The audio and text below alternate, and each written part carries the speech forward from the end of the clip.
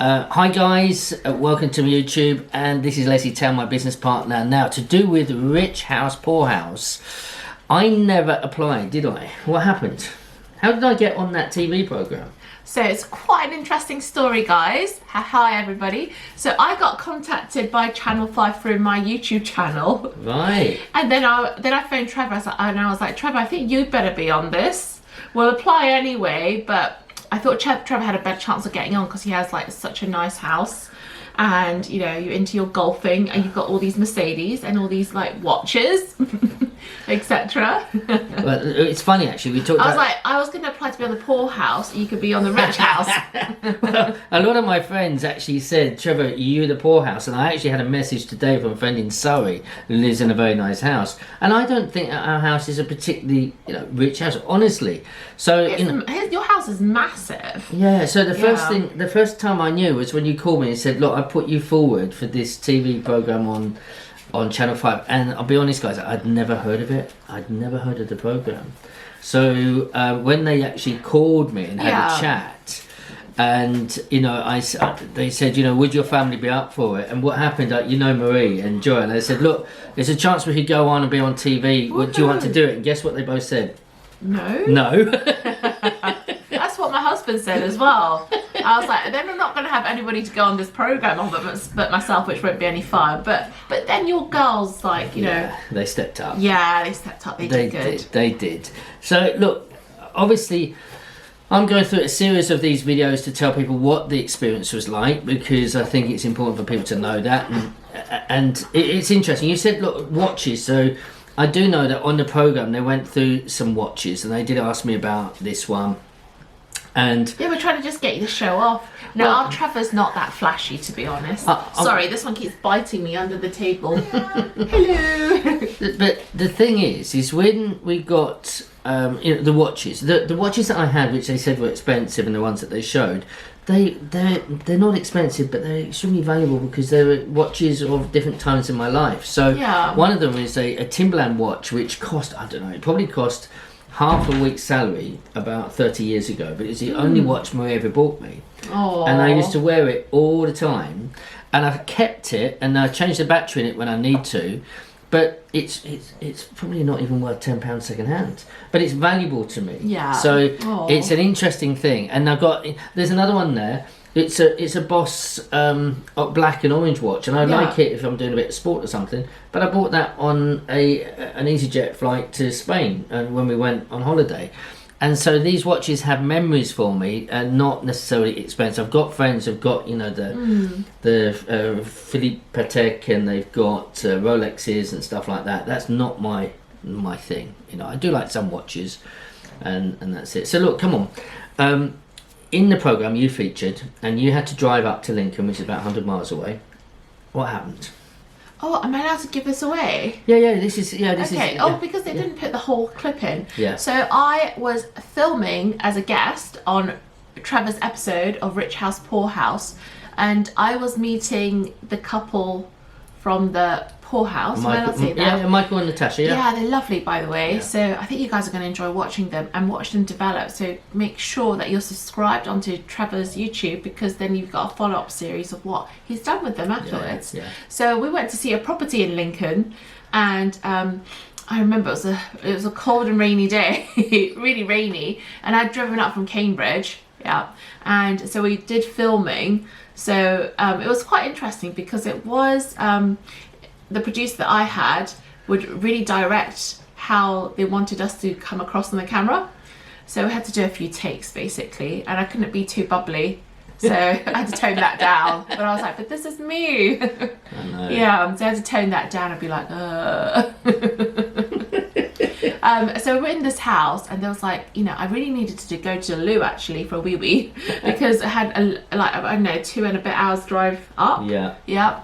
And so, but it was just a house in terms of, it was an old house. There was nothing in there, no heating, no light, no toilet working. So we're in there for a few hours, and then I think it got really dark. So that was the end of filming. So in there for about, I don't know, 6 hours. It's crazy. Really, really crazy.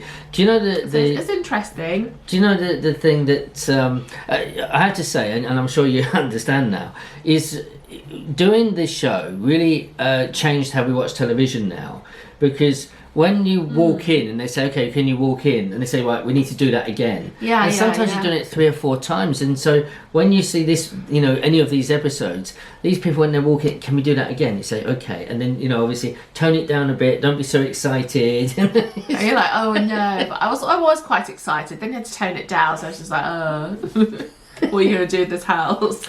and it during the week, well, it's about 10 days in all, because it came to his house the night before, the day before. So the thing that I didn't realise was, and I was thinking, thank God I didn't do it, because Trevor's filming schedule was crazy. He disappeared for like 2 weeks. 10 days. 10 days. Yeah.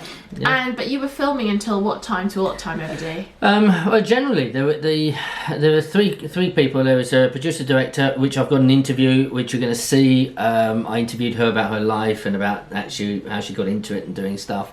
So that's going to be on here. There was a cameraman, but the producer director Laura, she doubled up and did some filming as well. And then there was a young lady called Ellie who did all of the driving around and running around, and if we needed stuff, and she sort of just kept the supply lines all going and everything. And they were really brilliant. But the other team who were with Mike and Natasha up the other side, I can't say too much, but I don't know if I could have worked with them, to be honest, because it was a bit more micromanagement, and maybe some people needed it, maybe some didn't. But obviously with Jack, got to interview him. That would be interesting. He didn't want to do it, but there's some experiences which weren't good. But generally, would I do it again? I'm really glad that we did it. I think it was fun. I learnt a lot, and Mike and Natasha were fantastic. Didn't you have like Michael and Natasha's whole street in cahoots over their house pricing after the filming? Yeah. Have you spoken about that on camera? No. Should we save it for later, or do you want to talk about it? I'll give you a little snip. There was we had some threats towards Mike and Natasha, and it pointed a little bit towards us. And it was enough really to say that we had a call from the the head people, if you like, of the program, and they spoke to me privately and said, look, this is going on. If you would like to leave the property and we'll put you in a hotel and just bring you back each day for your safety, then you can do that. But what we have done, we put security people outside 24/7 to protect us.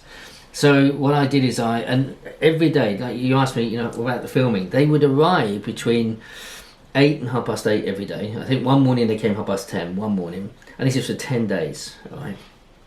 And they wouldn't leave until normally sometime between 9 o'clock and 11:15 at night. So when did you get to have time to go and do a poo and stuff?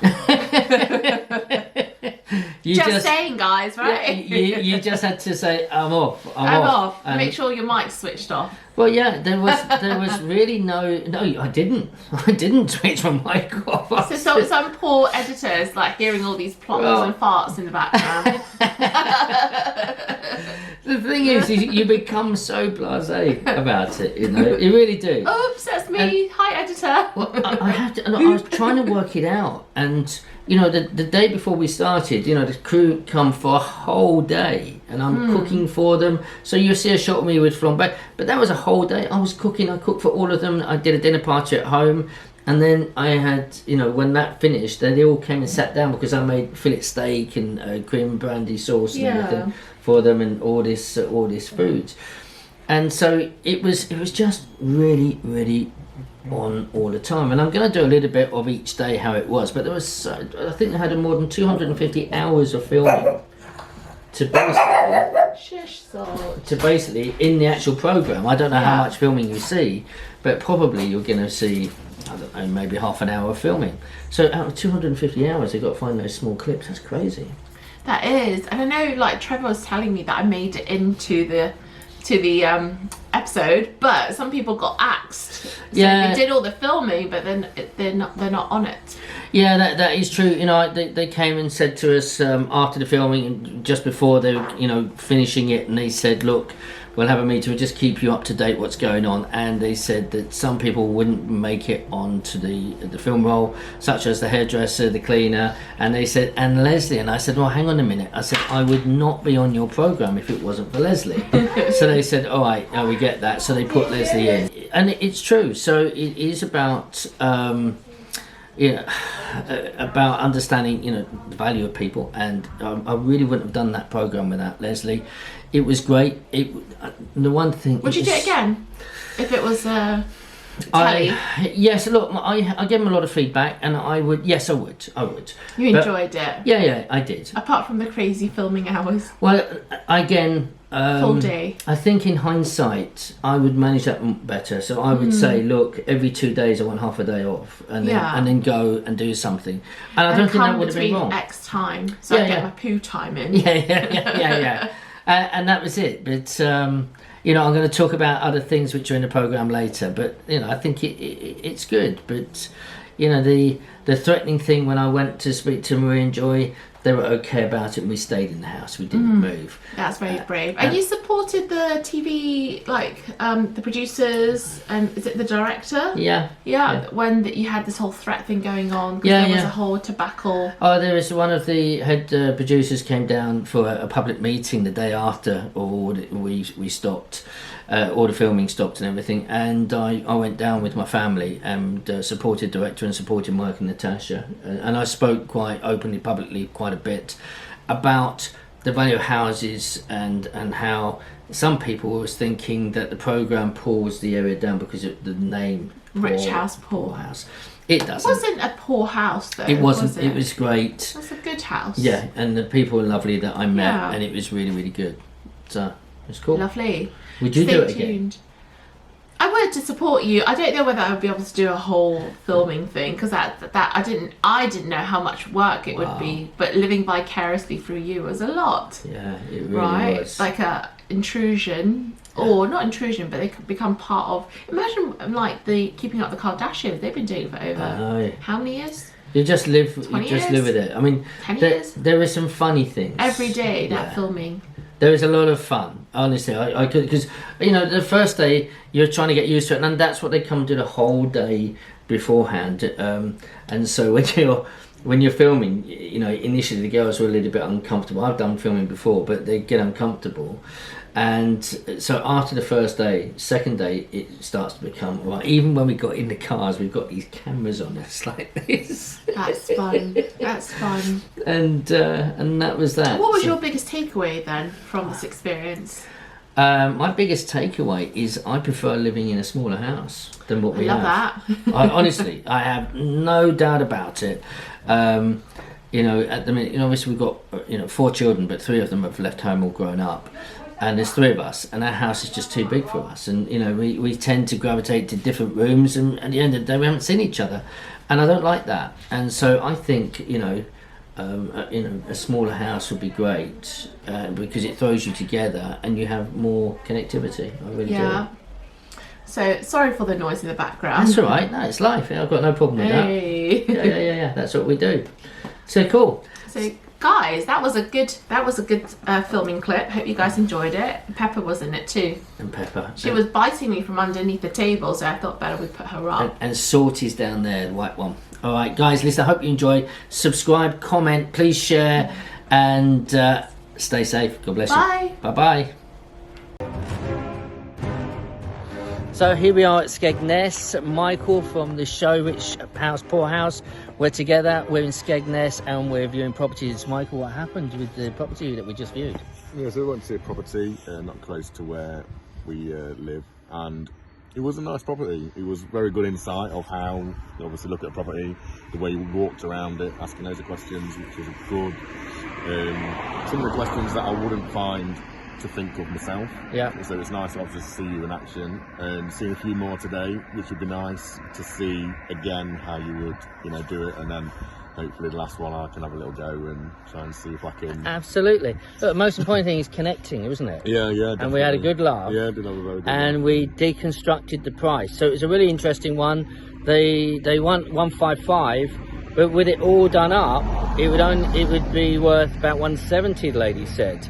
So what I did is I asked her how much it was going to be, you know, for the refurb. She thought 15 to 20. Explained the stamp duty, because we pay the extra 3% surcharge, and legal costs. And she realised that it would be, you know, with all the money buying it and doing it up, it would be over, you know, too much value for what it's actually worth that we would have put into it. So it didn't really work, but she's waiting for a much lower offer coming in later today. So listen, it's great, Ben Skegness. Oh yeah. Nice. Day. We've got quite a few viewings today, so we're looking forward. But it's good for us to get together, and it's been a journey. Program's coming out next month. What are you thinking of that? Yeah. Excited? Excited. Yeah, excited.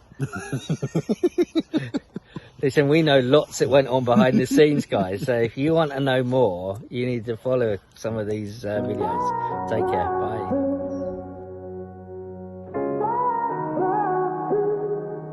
I had a feeling you'd come back and save me from all